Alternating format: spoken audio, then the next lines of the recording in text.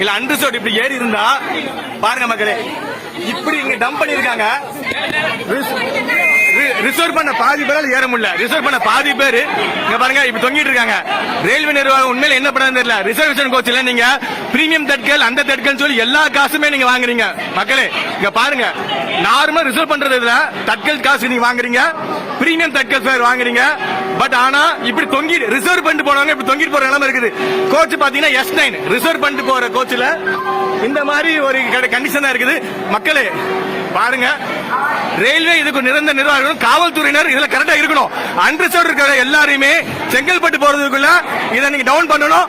சொல்லுங்க madam, madam போலீஸ்கார madam, madam நீங்க எப்படி இன்ஃபார்ம் பண்ணீங்க? எப்படி அடுத்த ஸ்டேஷனுக்குள்ள ரிசர்வ் பண்ண பயபேக் நிக்காங்க மேடம். நீங்க வாக்கி டாக்ல இன்ஃபார்ம் பண்ணுங்க மேடம்.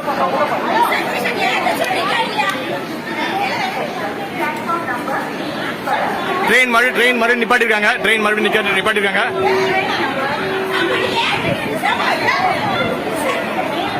பாதி பேர் ரிசர்வ் பண்ணவங்க இந்த ட்ரெயின்ல ஏற முடியல. நல்லா பாருங்க, ரிசர்வ் பண்ண பாதி பேர் இந்த ட்ரெயின்ல போகவே முடியல. ஏன்னா மேம் நீங்க வேற ஏதாவது கோச் ஏறலாம்ல, S2 S3 S4 ஏறுங்க மேடம். வேற ஏறுங்க, வாங்குங்க. வேற இங்க பாருங்க எல்லா ரிசர்வேஷன் கோச்சும் இப்படி போகுதுங்க. உண்மையா சொல்றேன், ரயில்வே நிர்வாகம் நல்லா பாருங்க. நீங்க தட்கல்ங்கிற முறையில காசு வாங்குறீங்க, பிரீமியம் தட்கல்ங்கிற முறையில எவ்வளவு பணம் வாங்குறீங்க.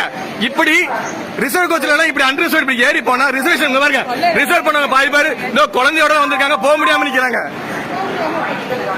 ரயில்வே இதுக்கு சரியான தகுந்த நடவடிக்கை எடுக்கணும்.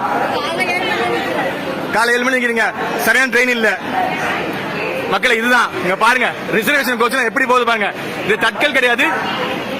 எக்மோர்ல இருந்து திருச்செந்தூர் போற Chendur express with reservation compartment எப்படி போகுதுன்னு பாத்துக்கோங்க. இதுதான் ரிசர்வேஷன் கோச்சோட அவல நிலை. இதுக்கு அடுத்த இந்த ட்ரெயின் போறதுக்குள்ள செங்கல்பட்டு அடுத்த ஸ்டேஷன்ல நிர்வாகம் ஒரு பொறுப்பு எடுத்தாங்கன்னா நல்லா இருக்கும். நன்றி.